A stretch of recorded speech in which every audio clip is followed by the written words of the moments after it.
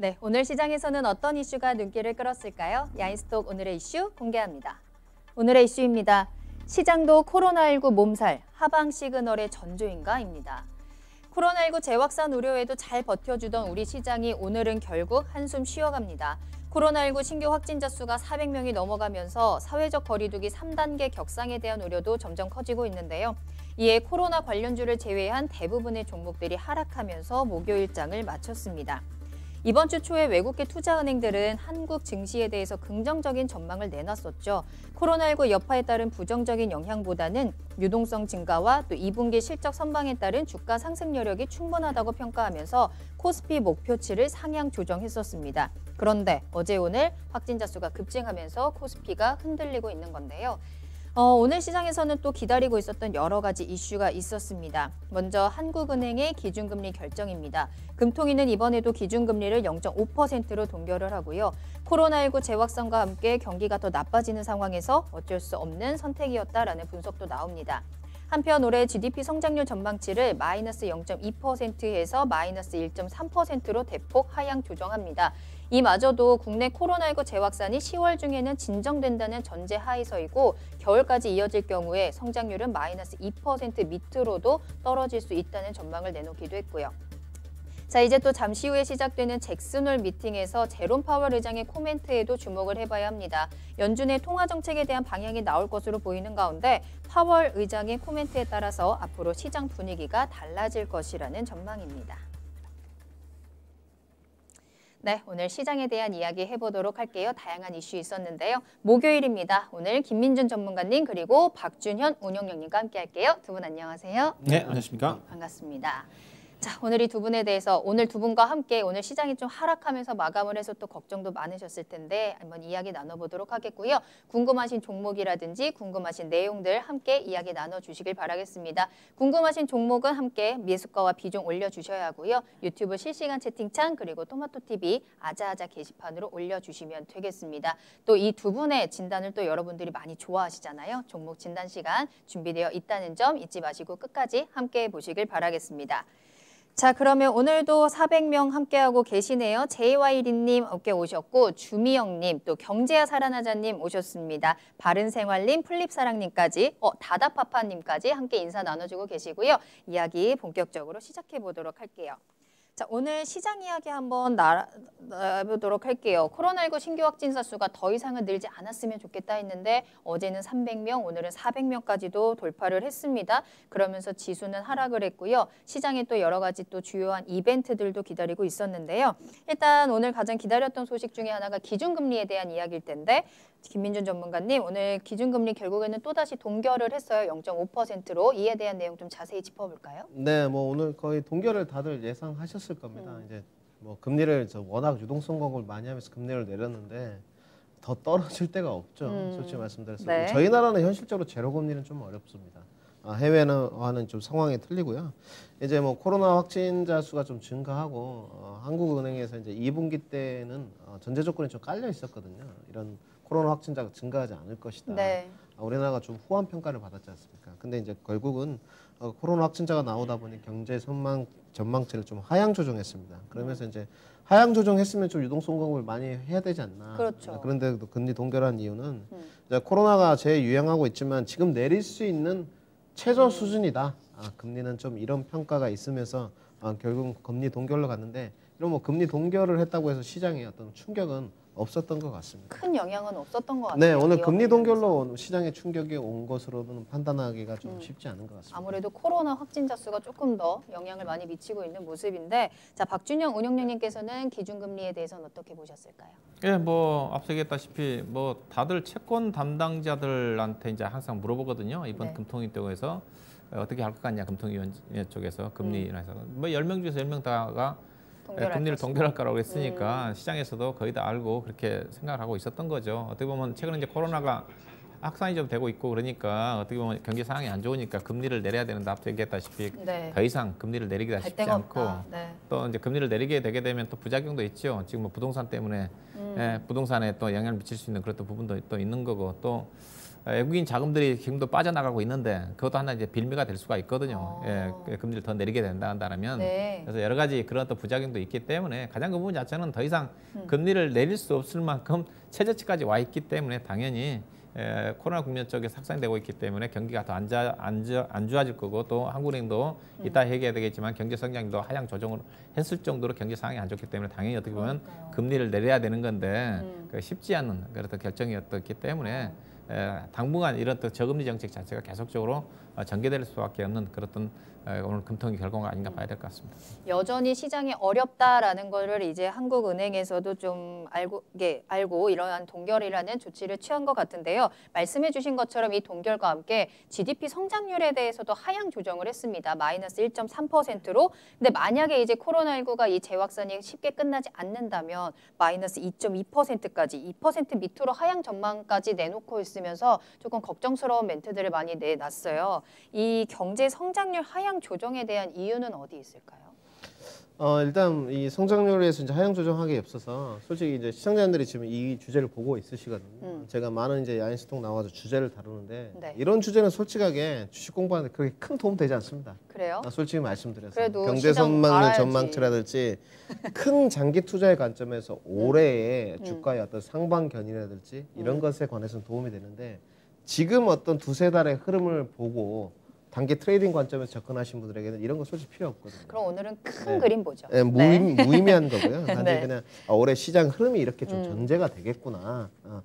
지금 저금리가 이제 금통위가 계속 유지하고 있지 않습니까? 네. 이 양적 완화를 통해서 이제 결국은 저금리 기조가 유지되고 있는 건데 일맥상통한 겁니다. 결국은 양적으로 하게 되면 나중에 이제 긴축 재정을 실시하게 되거든요. 언젠가 뿌린 돈은 걷어들이게 돼 있습니다. 이제 경제 논리인데 과연 지금 이제 경제 성장률 하향 전망을 했으니까 네. 아까 말씀드렸던 운영연민이라든지 앵커님이 물어보셨던 과연 통화 정책을 또 한 번 확대할 것이냐 여기는 제가 봤을 때 불가능해 보입니다. 이제는. 그래요? 네. 그러면 이제 제로 금리인 겁니다. 이제. 그치. 0.25로 더 내리면 이제 제로 금리에 가까워지는데 우리나라는 이게 좀 불가능해질 것 같고 홍남기 부총리가 지금 우리가 재정 정책의 일환으로 지금 3차, 2차 재난 지원금을 이야기하고 있지 않습니까? 네. 국고가 없기 때문에 이제 뭘 하느냐? 정부에서 그럼 국채를 발행하게 됩니다. 그럼 국채 발행과 채권과 채권 수익률이라는 게 이제 정비례 관계가 아니고 반비례 관계거든요. 반대로 간다고 보시면 되는데 돈이 없으니까 이제 국채 발행을 하겠지 않습니까? 결국은 시장에 그러면 국고채 금리 등이 이제 급등으로 가게 됩니다. 그렇게 되면 그러면 시장이 불안이 좀 가속되거든요. 국채 이거 너무 많이 발행하는 거 아니야? 국가에 돈이 없으니까 뭔가 돈을 뿌리려면 있어야 되지 않겠습니까? 네네. 그럼 국채를 발행해서 그걸 사는 사람한테 이제 돈을 걷어들이는 거거든요. 근데 우리나라 국채 발행 잔액을 오늘 제가 조사를 좀 해봤는데 지금 713조 원대입니다. 네. 그렇게 많지 않습니다. 2.5%밖에 되지 않거든요. 맞지 않은 네, 거예요? 많지 않은 편입니다.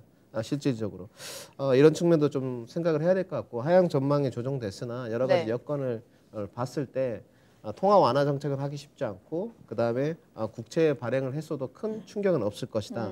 단지 지금 해외 확진자가 이제 계속 증가 추세지 않습니까?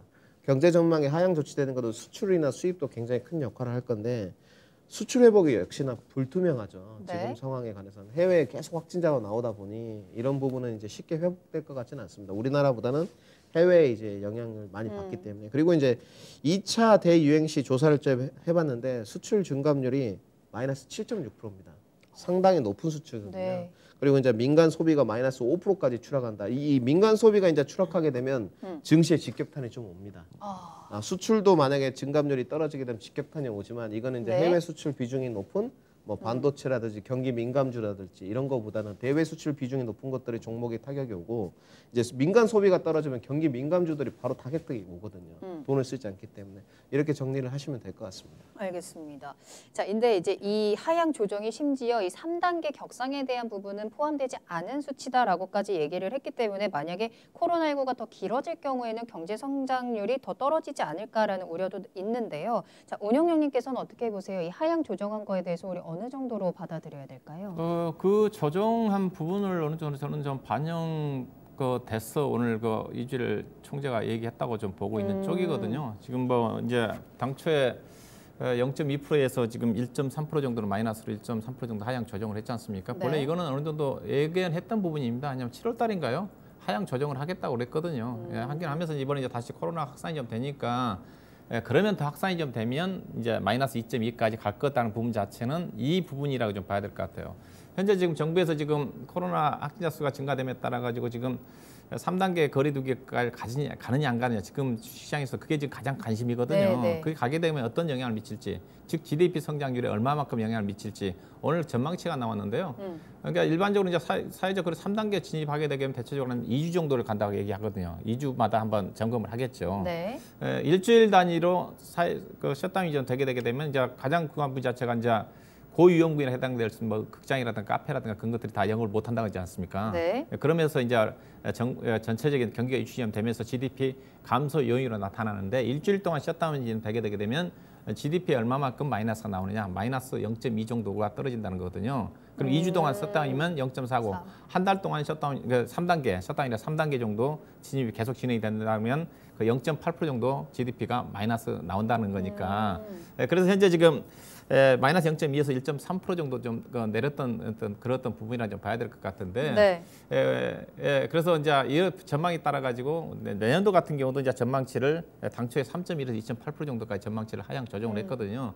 우리나라가 현재 그렇게 된다 한다면 IMF 때 우리나라가 GDP 성장률이 처음으로 마이너스 5.1 갔습니다. 지난 금융위기 때 글로벌 국가들이 다 마이너스를 갈 때 우리나라는 마이너스까지는 가진 않았거든요. 네. 우리나라가 GDP 성장률이 마이너스로 갔던 데는 제가 알기로는 조금 전에 IMF 때하고 그다음에 석유파동 때 80년도에 두 번 있었던 걸 알고 있는데 그 다음으로 이제 마이너스로 갈 가능성이 크다는 그런 부분이라 봐야 될 것 같은데 근데 이제 이렇게 진행이 된다 한다면 정말로 그렇게 심각하느냐. 그래서 정부에서 그래서 웬만해서는 정말 경기에 미치는 영향이 크기 때문에 그래서 신중하게 400명 넘어가게 되면 여기저기서 지금 빨리 3단계 거리두기를 시행을 해야 된다는 망설이는 이유 자체가 가급적 경제에 미치는 충격이 크기 때문에 그것도 주식시장에도 영향을 미치거든요.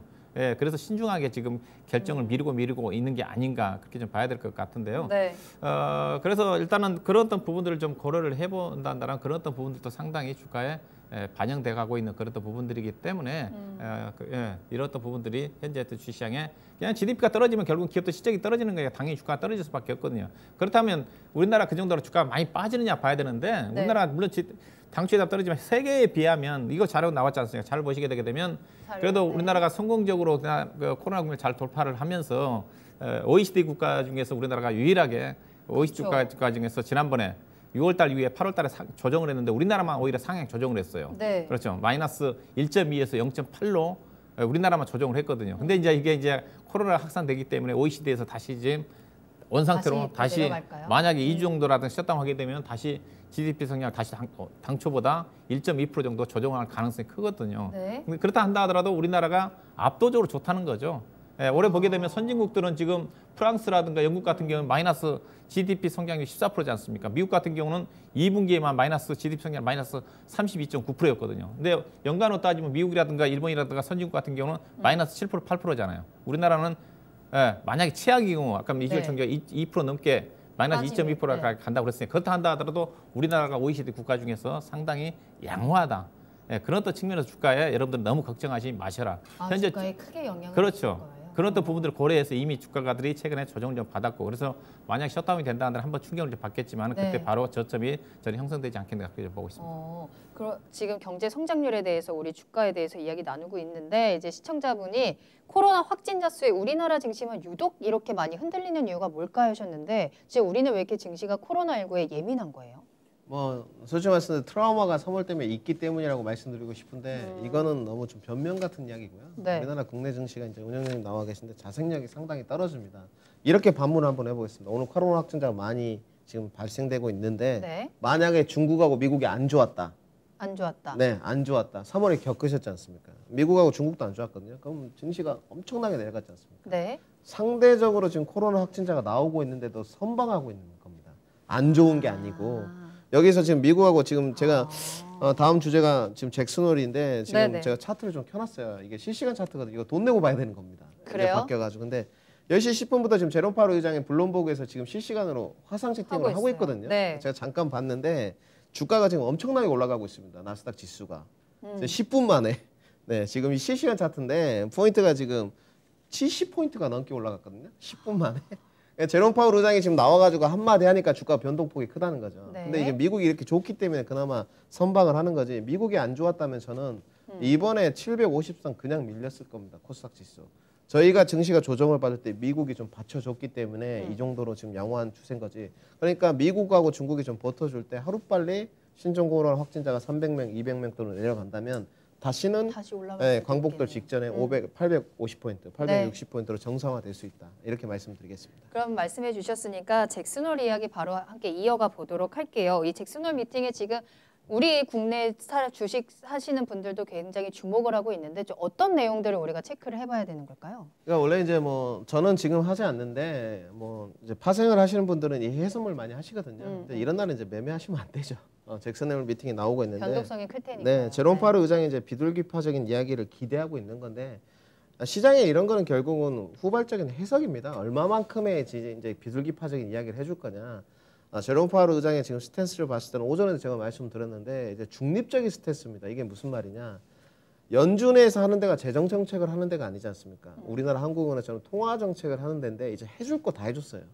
유동성 공급도 해주고 우리 돈도 많이 풀었지 않느냐. 네. 이제 너네 민주당과 공화당에서 지금 노이즈가 좀 발생하고 있는데 경기 부양책 5차 이것 좀 해봐라 재정 정책으로 약간 이런 스탠스 영향을 할 공산이 큽니다. 뭐 네. 금리를 인상한다든지 금리를 인하한다든지 이런 거보다는 경기가 좋지 않다. 지속적으로 연준은 유동성 공급을 위해서 노력하겠다든 뭐 이런 약간 중립적인 언급을 좀 할 공사가 크고 그래요. 단지 시장은 이제 시장의 기대에 못 미치는 발언을 이 제롬 파월 의장이 하게 되면 네. 충격이 커질 수 있습니다. 이게 뭐지? 이렇게 좀 그러니까 실망스러운 이렇게 애매하게 나오면 실망스러운 멘트를 하나? 근데 지금 블룸버그 뉴스에서 지금 하고 있거든요. 네네. 제가 아까 잠깐 봤는데 그렇게 뭐 실망스러운 이야기를 하는 것 같지는 않고. 아 그래요? 그리고 오늘 시장에서 주목하는 거는 평균 물가 상승률 목표제 도입이거든요. 네. 이제 물가 상승률 올라갔을 때 얼마만큼 이걸 좀 허용해 줄 거냐.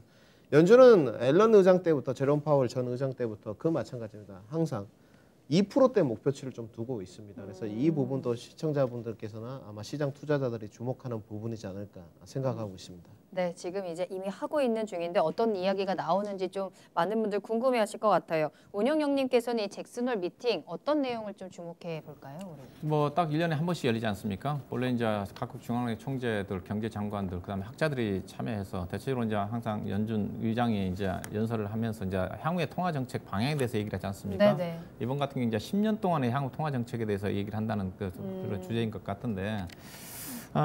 일단은 뭐 연준 의장의 통화 정책의 이제 스탠스가 가장 중요하다고 좀 봐야 되겠죠. 지난 7월 달인가요? 약간의 또 부정적인 그 코멘트가 좀 나오면서 시장이 잠깐 흔들린 적이 있었어요.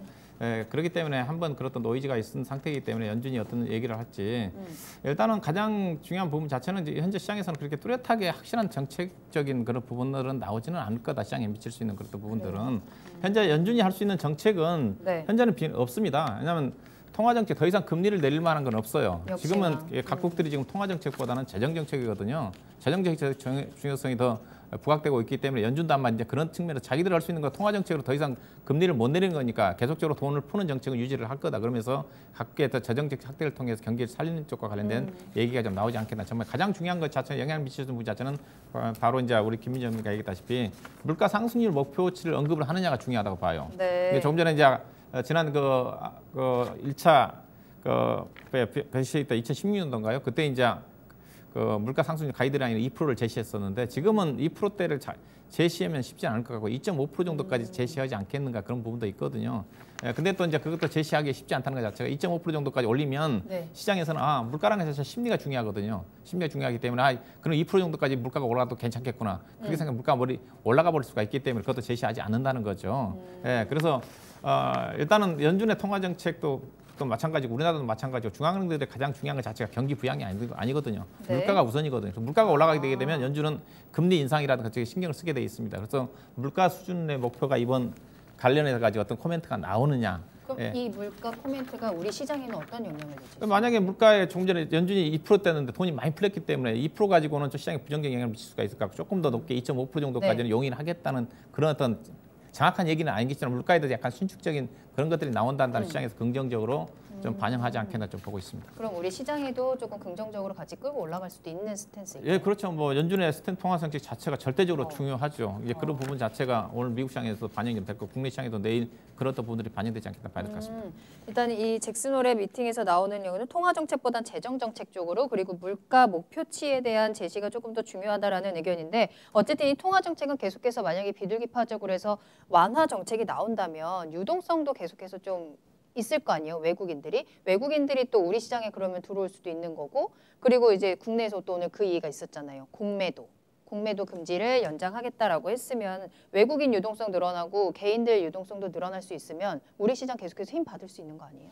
네, 저희 이 시간에 오늘 앵커님 얼굴을 처음으로 좀 떨어지게 보는데 거의 박사가 되셨어요. 이제 보고 있으면 박사가 되셨습니다. 맞죠? 목표 아까 물가 상승률 제고가 왜 나오냐면 이제 유동성 공급을 많이 하지 않습니까? 그럼 과자를 1,000원으로 샀던 걸 2,000원 주고 사야 되잖아요. 이제 그쵸. 돈이 많이 풀렸으니까. 네. 그러면 이제 물가가 올라가지 않습니까? 네. 그러면 2.5%까지 좀 허용해 주겠다고 하는 것은 2.5% 반대적으로 생각하는 거죠. 2.5% 올렸으니 돈 좀 더 풀겠구나. 근데 아까 운영님이 말씀하신 박준희 돈 못 풉니다. 연준에서 하시는 통화 정책은 다 했거든요. 부담스럽죠. 제롬 네. 파월 의장도 뭐 우리 한국은행 이주일 총재가 있다가 하면 이주일 총재는 동막골 총재입니다. 제롬 파월 의장은 세계의 경제 대통령이에요. 네. 그러니까 말하기가 말 한마디에 주가가 정말 급변합니다. 내일 정말로 폭락으로 갈 수 있게 만들 수 있는 사람이 누구냐? 트럼프 대통령이 아니고 제롬 파월 의장입니다. 절대적인 위치에 있기 때문에 쉽지가 않을 것 같고 만약에 이제 앵커님 말씀대로 이렇게 유동성 공급 확대가 된다면 주가는 더 오를 수 있습니다. 네. 단지 우리나라가 좀 조정 장세를 받는 이유는 이제 네. 코로나 확진자 수 때문인 것 같은데 일일 확진자가 뭐 오늘 좀 이제 주관적인 예측입니다. 이 부분은 500명으로 발생되지 않아야 될 텐데 500명이 주말 동안에 나온다면 코스피 지수는 2,270선 정도까지. 2,270. 네, 뭐 더 떨어질 수도 있는 거고. 코스닥 지수는 뭐 790선, 800선 이 800도 정도권은 좀 떨어지고. 열어놔야 되지 않을까 이렇게 생각하고 있습니다. 우리 지난번에 막 이렇게 조금 회복됐을 때는 막 3,000피까지 얘기를 했었잖아요. 3,000포인트 공매도, 뚫어낼 수 네, 있지 그렇죠. 않을까라면서 얘기를 했었는데 지금 이 코로나19 확진자 수가 증가하면서 하락을 했거든요. 조금 더 하락할 수 있다라는 전망 2,270까지 보신 거예요. 만약에 이런 확진자 수가 감소한다면은 어느 정도 밴드로 보세요? 만약에 이제 감소한다면 이제 올라가겠죠. 네. 저는 200명대보다 100명대까지 이제 떨어진다면 판은 만들어졌어요. 공매도 이제 금지 그쵸. 연장하겠다. 이 판은 만들어졌기 때문에 여기에 중국과 오는 미국이 좀만 버텨주고 제롬 파월 의장이 헛소리만 안 한다면 네. 미국 증시는 더 탄력을 받을 겁니다. 미대선 전까지는 정책 변화를 주기가 힘들죠. 네. 그러면 우리나라 증시가 이제 코로나 확진자 수가 감소했을 때 코스피 지수는 그때 말씀드렸던 2,600선 그리고 코스닥 지수는 900선까지는 완만하게 좀 올라가지 않을까 이렇게 생각하고 네. 단지 이제 코로나 확진자가 많아지게 되면 코스닥 중심의 중소형 종목 오늘 아까 운영장님한테 제가 그런 거 물어봤거든요. 운영님이 이제 대답을 해주시던데 지금 체감 지수가 상당히 안 좋습니다 오늘. 그래서 중소형 언택트 중심 과열 종목들은 네. 충격이 좀 있을 수 있습니다. 밸류 부담이 있기 때문에 증시가 조금 떨어질 때 낙폭이 과중된다는 거죠. 그래요? 이런 부분은 조금 시청자분들께서 염두를 해두시고 그럼 그 종목들 가지고 계신 분들은 조금 만약에 지금 조금 수익을 보고 계신다면 좀 현금 비중으로 그렇죠. 바꾸는 게 나은 건가요? 리스크 관리를 해야 되는데 근데 네. 이제 이게 걱정이시죠. 수익이 나고 계신 분들은 걱정 안 하시는데 그치. 내가 지금 종목에 이제 광복절 전에 수익 잘 누렸고 한 2주 정도 됐거든요. 네. 종목을 좀 보유하고 있는데 좀 물려 있다. 다 물려 있습니다. 저도 그럴 것 마이너스고. 같아요. 뭐 그건 뭐 창피합니까? 다른 방송국이 다 뭐 솔직한 방송이 아닌 거죠. 근데 지금은 손절할 타이밍이 아니에요. 지금은 네, 아니에요. 증시에는 늘 손절할 타이밍이 있습니다. 근데 지금은 770선까지 떨어졌을 때 손절을 안 하고 네. 지금 증시가 830선까지 올라왔는데 손절을 하겠다. 아니 이게 어불성설인 거죠. 앞뒤가 안 맞는 겁니다. 지금은 조금 버티는 매매를 하시고 코로나 확진자만 잠잠해지면 증시는 더 올라갈 수 있다.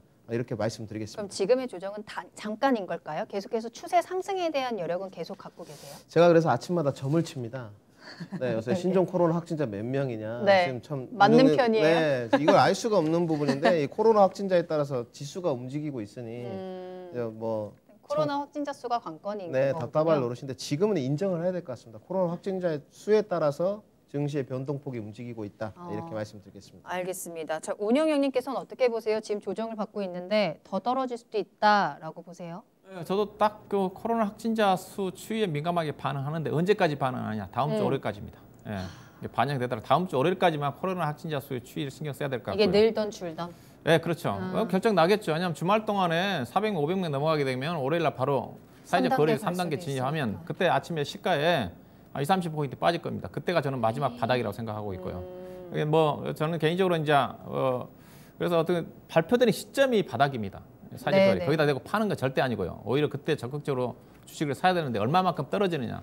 저는 이제 김민주 전문가보다 약간 우위 쪽인 제가 최근에 지수 저점 2270 정확히 맞췄거든요. 종합주가 80포인트 그날 빠질 때 제가 1시에 시장을 얘기할 때 2270은 지지가 될 거고 코스닥 시장도 제가 780은 지지가 될 거라 해서 대응이 나왔는데 그보다 또 위인 그 1차적인 지지선 2320이고요. 2300은 코스피가 좀 지지가 좀 될 거다. 그래서 발표되는 시점이 어떻게 되든 간에 저점이다. 그래서 주말에 발표돼 가지고 아침에 시가에 빠지면 거기다 대고 파는 게 아니라 주식을 사야 되는 거고. 다시 떨어졌다가 다시 올라가긴 올라갈 거라고 그렇죠. 보시는 저는 그렇게 본다. 어떻게 보면 올해 마지막 저점이 발표된 시점이 좀 나올 가능성도 있다. 어차피 중장기적인 상승 추세는 유효한 거니까 그런 어떤 관점에 저는 좀 시장을 좀 봐야 되지 않게 보고 있습니다. 알겠습니다. 자, 그러면 지금 상황에서 우리 어떻게 대응을 해봐야 되는지 키포인트 한번 짚어보도록 할게요. 코로나도 너무 걱정이 되고요. 떨어지기도 떨어지고 올라도 사실 그렇게 막 완전히 안심이 되진 않아요. 코로나가 계속 경계감이 있기 때문에 우리 어디에 좀 중점을 두고 대응을 해봐야 될까요?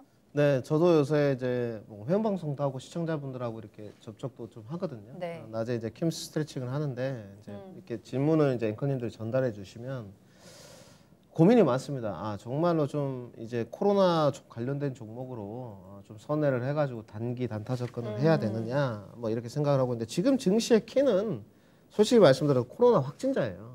이것이 이제 확산세로 가느냐, 감소세로 가느냐. 이 국면이 남았고 이게 이제 아까 운영님이 말씀하셨던 언제 끝날 것이고 언제 3단계로 격상을 할 것이냐. 정부에서 쉽지 않을 겁니다. 이런 고민이. 근데 정부에서 제가 봤을 때 500명 넘어가면 거의 99% 할 겁니다. 네, 지금 안전 불감증이 엄청나게 와 있기 때문에. 근데 오늘 제가 이런 말씀을 드렸거든요. 저희 3월에도 견뎠지 않습니까? 네. 그 지옥 같은 지옥의 불구덩이 앞에서도 살아남았습니다, 저희가. 이번에는 좀 견디시고 단지 이제 조금 더 어떤 시황적인 걸로 이야기 드린다면 삼성전자와 하이닉스의 주가 반등이 좀 키를 쥐고 있지 않나. 결국은 지금 모든 종목들이 뭐 언택트, LG화학, SDI 등등 뭐 5G 종목들이 다 과열권입니다. 네. 목표 주가를 훌쩍 넘어갔기 때문에 그러면 삼성전자나 SK 하이닉스는 과열권이나 주가가 싸다는 거죠. 그러면 이 종목들이 이제 올라와야 되는데 저는 하이닉스에 대해서 좀 부정적이에요. 지금 최태원 원장이 어떨지 모르겠지만 SK는 2차 전지와 지금 제약바이오에 몰두를 하고 있는 모습이거든요. 네. LG는 전장산업, 매번 말씀드리면 삼성전자는 반도체. 근데 어찌됐건 시장의 주키는 이 두 종목 상승이 나오게 되면 종목들이 올라가지 않더라도 하이닉스랑 삼성전자가 올라가게 되면 양대 지수는 무조건 반등입니다. 외국인들이 좀 들어와야지 얘는 그렇죠. 올라가겠죠. 네. 그렇기 때문에 이 키는 이제 삼성전자와 하이닉스 그리고 코로나 확진자 수 감소에 달렸다. 이렇게 좀 말씀드려야 될 것 같습니다. 알겠습니다. 운용형님께서는 지금의 투자 키포인트는 어떻게 보실까요? 예, 일단은 그 투자보다 매매보다는 이제 투자의 관점에 접근하면 쉽습니다. 매매보다는 투자다. 오늘 사가지고 얼마나 싸게 살려고 생각해서 그러는 거지. 일단은 기업 내용을 보고 내일 어떻게 보다는 매매보다는 투자의 관점에서 접근하면 현재 변동성에서 그렇게 어려울 걸 없다고 좀 보고 있는 쪽이고요. 네. 그다음에 이제 시장보다는 뭐 지난 시간에 얘기했지만은 산업이 중요하고 산업보다는 기업 분석이 중요하고 시장 분석 왜냐하면 시장 모르거든요. 모르는데 결국은 길게 긴 흐름을 보면 되는 겁니다. 긴 흐름 잘. 지금 시장이 꺾여서 내가 물려가지고 1년, 2년 고생을 하느냐. 그렇지 않으면 잠깐 쉬었다가 하루 이틀 빠졌다가 가느냐. 그렇죠. 제가 보면 하루 이틀 빠졌다가 가는 장이거든요.